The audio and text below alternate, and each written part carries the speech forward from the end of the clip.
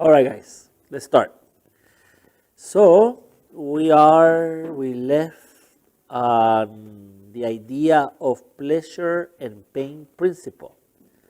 So the idea was, if the light, right, wants to give us the best, bestow all his kindness and pleasure to us, where was pain coming from? That was the question. That's where we kind of left.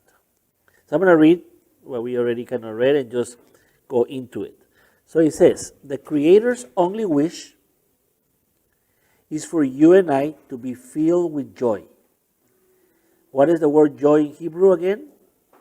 Simcha. What does it mean? Purpose. Okay, recognizing this truth is essential to our path to perfection. So it seems like we can really understand what that means, right? That his only wish is to give us pleasure or give us joy, and we can understand that. Then that's the central path for us for perfection. What does perfection in Hebrew means, though? What does it mean? Because perfection in English is something that is complete, total. There's no thankful. Well, somebody who is perfect in the idea. Union, that also could be. The idea of perfection in Hebrew is maturity, being mature. So it's not like I don't make any mistakes, or I didn't any mistakes, or I'm doing something wrong, or that I cannot do anything wrong. Doesn't mean that. It means maturity. And what does maturity means really? What is it? Yeah. Yes. So within the maturity, the person still can make many mistakes. Yeah. It's the way it's being handled. It's the way he reacts to them. Right. So if he made a mistake, if he's mature enough, he'll ask for forgiveness if he needs to ask for forgiveness and repair and continue. Yeah. So it's not about just age. Age will do that to you. Eventually you get old enough, hopefully, that you figure out that, how important things are and what are not important. But in this case, it just means that. Yeah. Okay? All right. It should be clear to any observer of the human scene that the most people, whether seekers of Kabbalah or a good old-fashioned hedonist, desires pleasure and often go to great lengths to find it. In other words, we all looking for the same thing.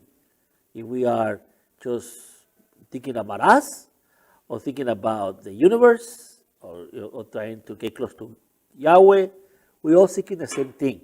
So somebody who doesn't believe like us are not that different from us, because they're also seeking the same thing. It's just a different path, right? And so Torah teaches us there's only two paths: the path of joy and pleasure, and the path of suffering. Both paths somehow gets to the same point. It's up to you which path you want to take. The path of suffering is about cause and effect, always in cause and effect mode, more in a reactive world. And the path of life is more proactive and is in control. And you don't have to really live in cause and effect, because you can make anything that was wrong, you can create it and make it right.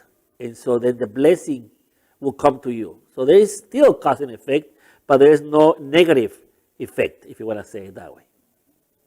Right? So in the idea of the Nazarenes, right, in the New Testament, they talk about that through the sacrifice of Yahshua, we are righteous. Our sins have been washed away.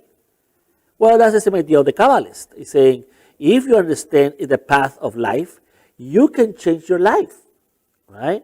So there's, who Carl Jung was? Carl Jung? Yes. Who was he? He was a psychiatrist. And he is the one about collective consciousness. He's the one who starts thinking the idea of conscious and consciousness and all that. He was the psychiatrist of Einstein's son. His best friend was Einstein. Very peculiar guy. But he says, until you make your unconscious conscious, you will think that your life is guided by destiny. In other words, you're not in control of it. When you have to make your unconscious conscious. So people who suffer is people who are unconscious, doesn't know how good the light wants to give them pleasure. And they seek it everywhere, and they react to everything. All they have to do is stand and be steady and allow the light to come, as we're going to continue talking about here. Yeah. Yes, definitely. So we call it here organically, right? We just allow things to happen. The more it's kind of like when a person imagine that you fall in a quicksand and you're sinking. What do you have to do in order to give you time? Hopefully somebody can help you. Now move. Be still. The more you move, the faster you sink. That's the same idea in Torah. You really don't have to do anything. You don't need to react to any feelings, emotions, thoughts, things that we all do. Because they're inside of us. But we need to learn to calm ourselves. So anyway, he says, if the Creator's intent was for us to seek and experience endless pleasures, how does pain fit into the equation? Right? So where is the pain coming from if the light only wants us to have pleasure? You and I do not commit to any action unless we believe that it will, in some way, bring us happiness. Additionally, we do not make lateral moves in our search for joy. Each action is committed with the calculation that our happiness will increase. So every time, right, that you do something, you want a bigger pleasure. And that's very dangerous, but that's what we do, right? So you did something and you liked it, and you're like, oh, that's pleasure. Next time you want more, because you're always seeking more pleasure. You don't deviate to other pleasures. You want to stay in the same one. And as we speak, right, physically talking, your pleasure cannot be matched for another pleasure. It cannot be measured that way. It could be a different pleasure. It could be a wonderful pleasure, but it will never be that pleasure. That's why you have to be focused, right? You have to be in the present and really, really appreciate that moment, because another moment will come. It may be better in a certain way, but will never be the same as that one. And somehow our minds always think that we can have something better than that one. You can, because that one will never come, so there's no second in that sense. Okay? All right, here we go. So here's where we stayed. So each action is committed with a calculation of our happiness will increase. In this way, you and I consciously put ourselves in certain painful situations to make us reevaluate what we believe we are the causes of our happiness and rank them according to importance. So what is he saying there? That's a little more harder to understand, but what does he say? What is he saying in that sense? I guess you have a lot of energy today, let me tell you that. What is it, guys? I'm going to repeat it slowly, okay? Here we go again. Okay, in this way, because we're always looking for more happiness, more pleasure, in this way, you and I consciously put ourselves in certain painful situations, make us reevaluate what we believe are the causes of our happiness, and rank them according to importance. How much you want to work hard to get something? What would that be? Give me an example of that.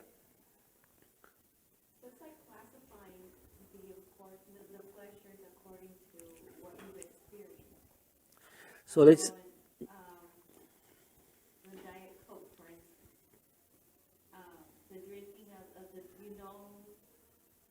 the taste of it, uh you get the pleasure out of it, out of a regular Coke per se, but the Diet Coke is not gonna be like that. So your benefit from it is that you can maybe drink more than you could with the regular Coke. okay, you're complicating things, but but in a linear way, right? Because you're like saying kind of like, I'm addicted to books, right? I want books, but I'm going to not buy more books because I don't want to do it, but I'm going to get audiobooks. So you're More like in this, well, going back, close to Studio City, right? A 2-bedroom apartment.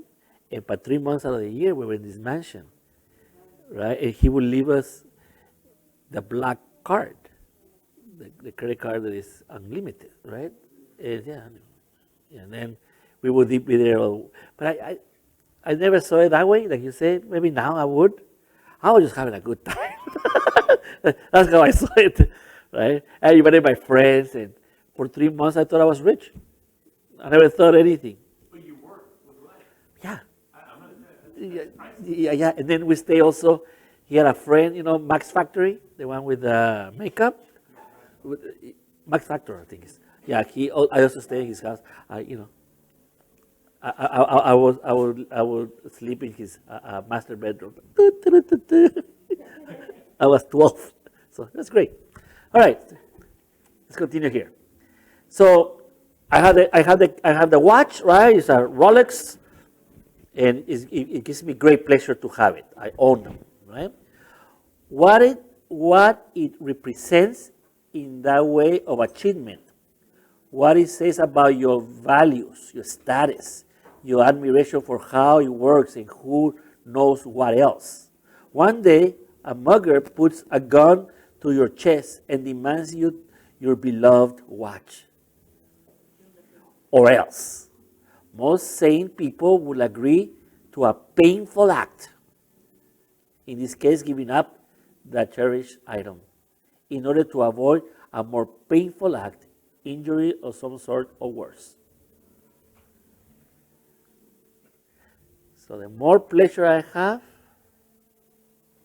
the more risk of pain I will get. Right? That's just how it is.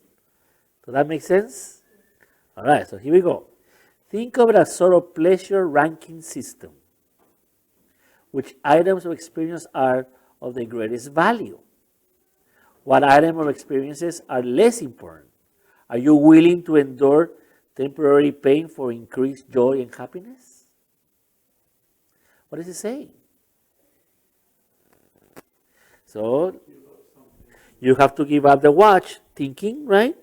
Somehow, if I bought it once, I can buy it again, but I have to leave this painful moment and let it go in order to get a greater one.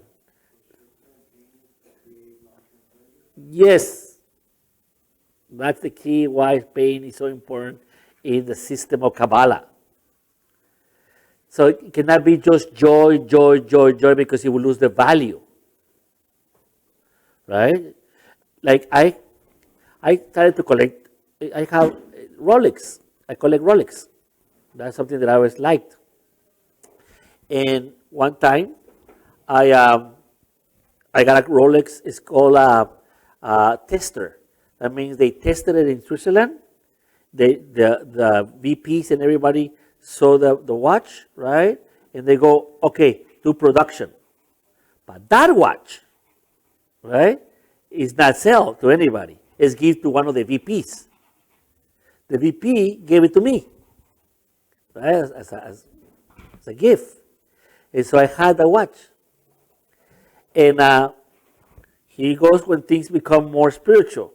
So I had it for a long time, right? It's a very rare one. And somebody who was going to go to the military, who I love a lot, he was having a bad time. And I didn't know what to do. Like he really has a bad time. So I remember the watch. I ran, and I took the watch and I gave it to him. But I didn't give it because I was nice. I was transferring my pleasure from the suffering in my case. I had to let go. And when he took it, he says, you're going to give it? You can see his chest to his face. I was okay. I don't know what happened after, but in my exchange, I rank his happiness more than my watch. In that moment. At that moment, yeah. Because I find more pleasurable when people are okay than when they're not. Even if I have to give something in return. So that's how my watch went. Now I think about it, I should have given the other one, but it's okay. That was the end of that conversation too. That's an expensive watch, let me tell you. So you still keep in touch with that person? Yeah. Oh yeah. Where's the watch? But I'll tell you another story about that, because pleasure and pleasure. So Something greater became of it. I hope so. No, it did because it fulfilled it. But And you said you felt it, for me, yes. and that's unforgettable. No, for me, I don't know what it did to him. Yeah, it's another story. But yeah, for me, I was okay. So one time I was in Colombia and I was teaching, and very wealthy people in Colombia. So I was teaching, blah blah, and then somebody comes to me and says, "Rabbi, I want to bless you." I said, "Yeah." He says, "I want to bless you. Will you allow me?" I said, "Okay." So he took a watch, right? But I think it was a movado. Those watches I don't see too much. I just have my line of watches.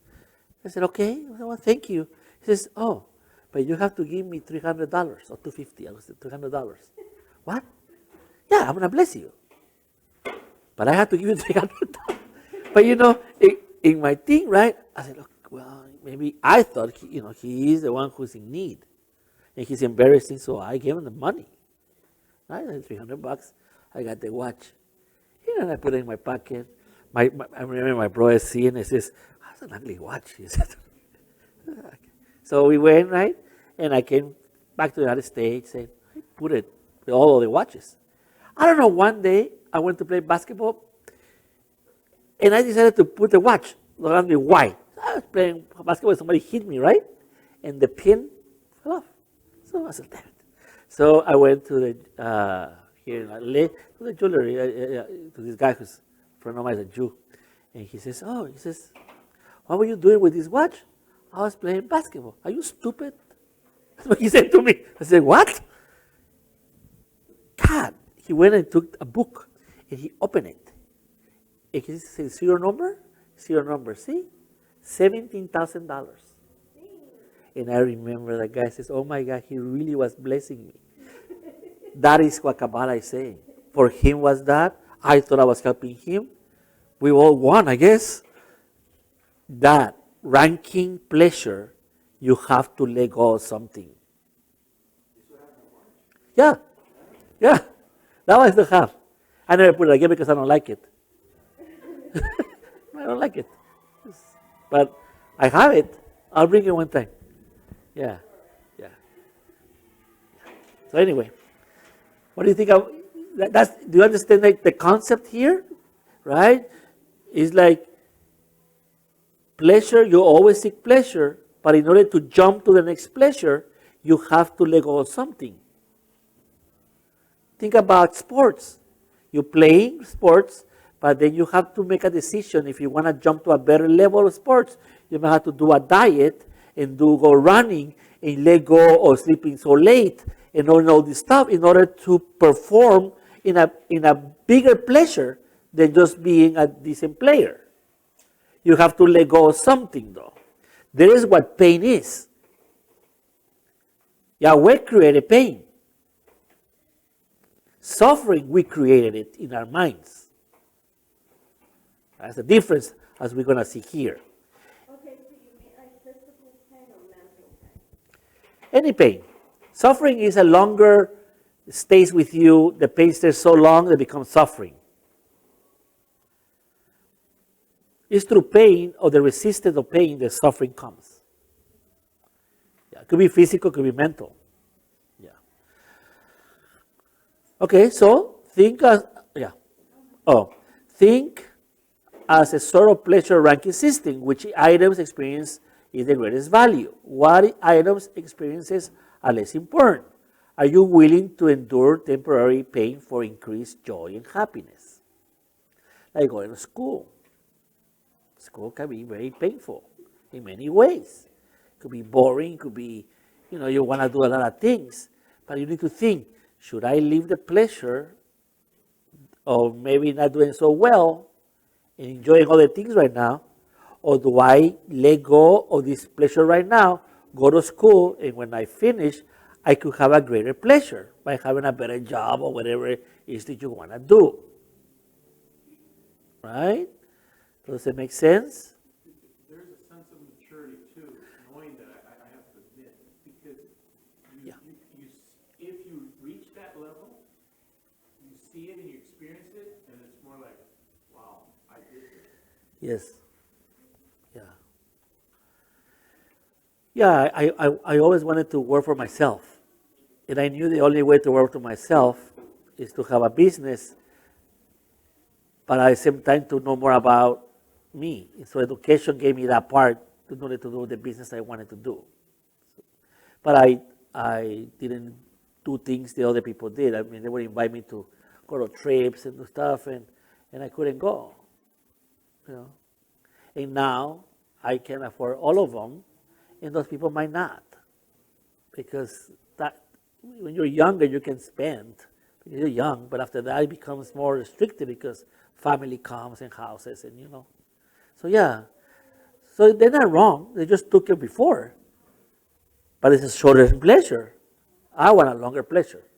That's the key, right? I want a longer pleasure. That's it. Okay, people can change their awareness of the future pleasure.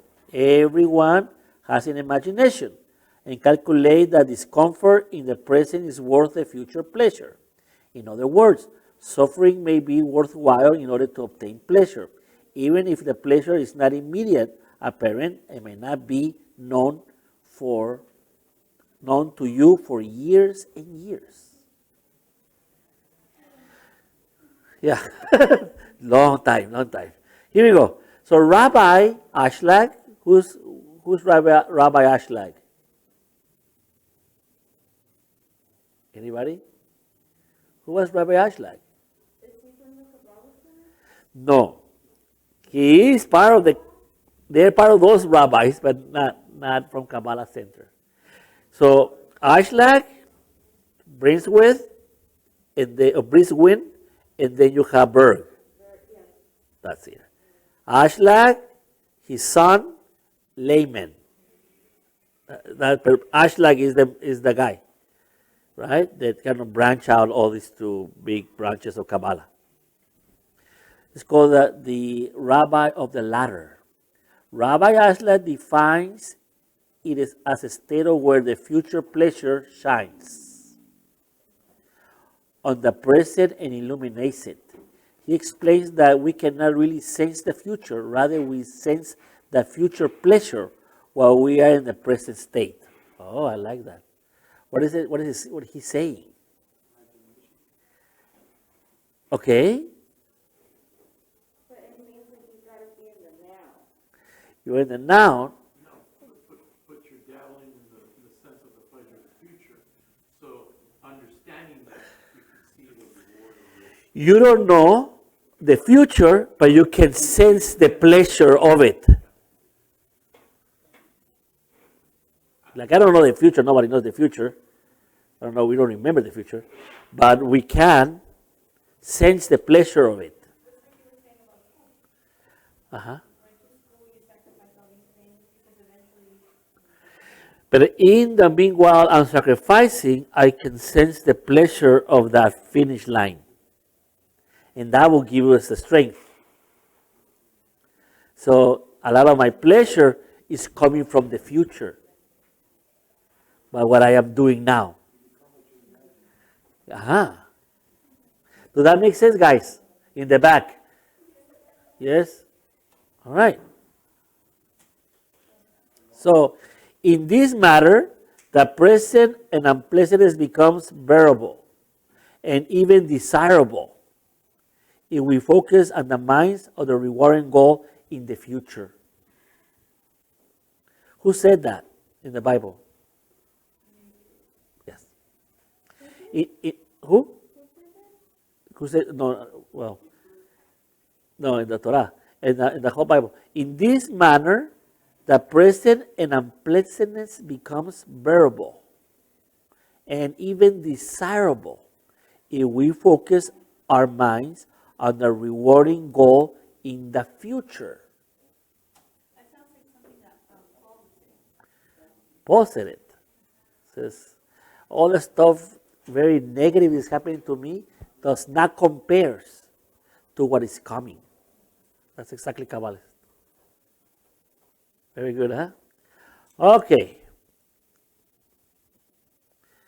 So we're going to talk about, we have about 10 more minutes, because you guys are really today are like so energetic. Pumped out. Today is like, we can't handle each other here in this room. What is your name, hijo? Your name? Yes? Kevin. So this is a new student, Kevin. Yes, Kevin.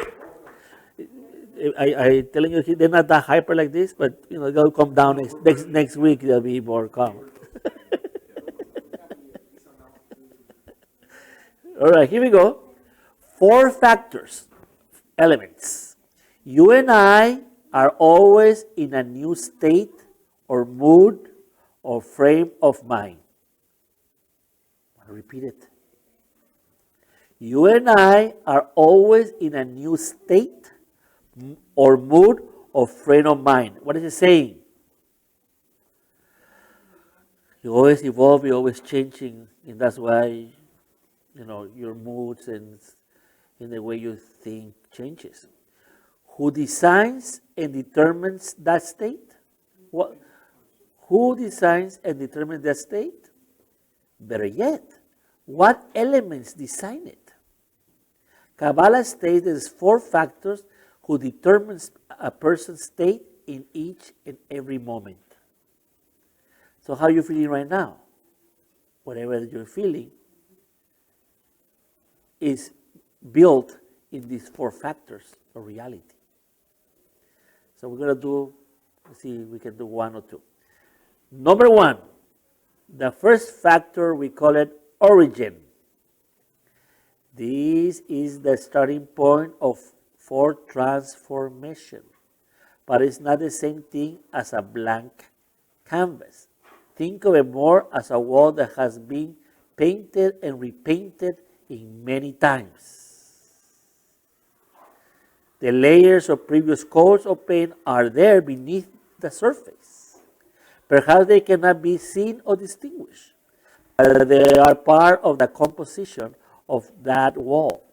Always the starting point for the next layer of transformation. And the wall's current paint is always the undercoat for the next coat. So, what do you think he's saying? They can grow, and it should always be different.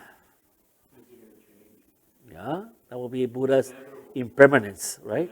Yes. What else? The example of the walls of the paint. Yeah, If you look at that one, it's changed from color to color. yeah. But so It's have we. thicker, It's thicker. it's gone through rough, like, if it's the children that have been playing with it, they heard it, so that's what we've been going through as well. You get layers and layers of experiences, good, kind of positive and negative in our life. What do we call it origin, this factor? Of a new layer. So, what do you think Ashlag is trying to say?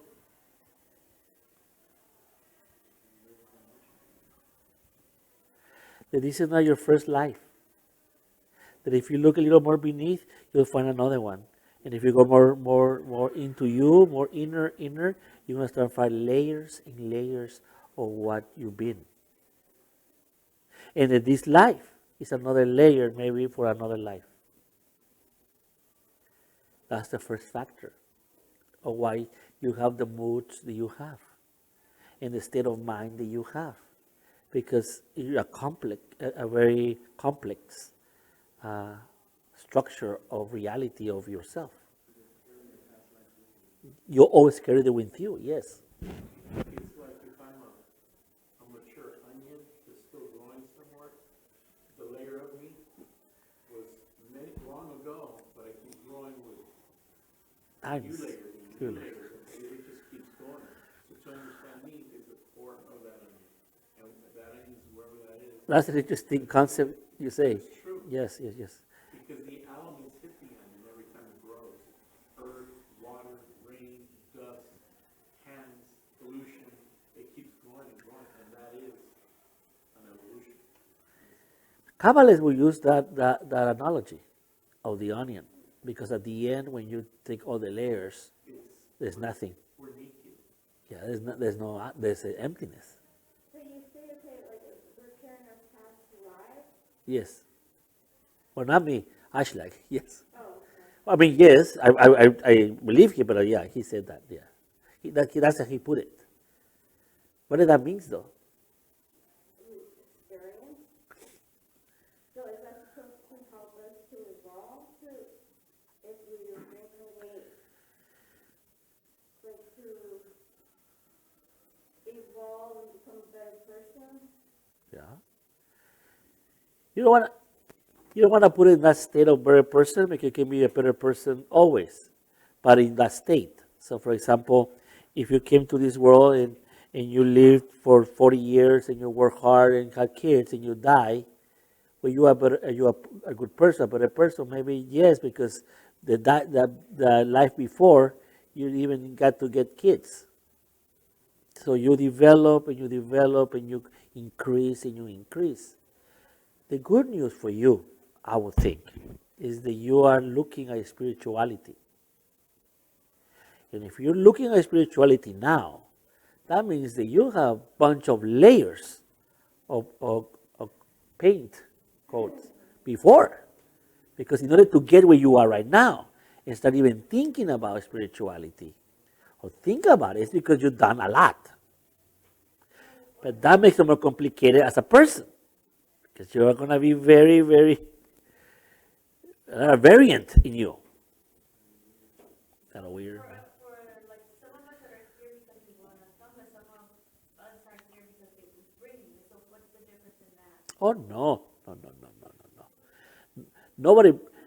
Nobody bring anybody, because if we know how reincarnations work, then I chose my mom because I needed that mom to do what I needed to do to be here today, or I would not be here today. Oh, we have met each, yeah. And that's why we like each other, we love each other, well, we dislike each other. Because of the layers and layers and layers of the code. But that's the factor very important to understand what is so pleasurable to us. Right? It's like we have a very unique taste. And you wonder sometimes where you get this taste, because your family at large are not into that stuff. You're like, how do I get into that? Right? So remember the guys in the Olympics from Jamaica, they wearing those, I don't know how they call that. Yeah, what is the name of that sport? What? Bobsled. But that was Jamaica. I mean, why would they want to do that? Right?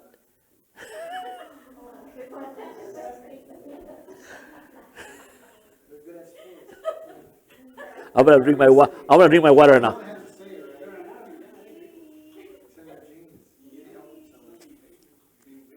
Because it's the layer. No. That was nothing wrong you said, but I'm saying I think you were more spiritual. That's why. No, but I think it is that in their past lives they probably were in another state of ice, or more live somewhere else, and then here they come, like. Yeah. More likely, in your comment, it'd be Asian or preeminent. There's a reason why you taste what you taste and like what you like and want what you want. That's what we call it origins. It's a first factor of this reality in Kabbalah. Right, Kevin? There you go. Okay, I'm going to do number 2, and you can go, okay? And then we'll do the next one next week. So remember that we stay in number 2 of the 4 factors, okay?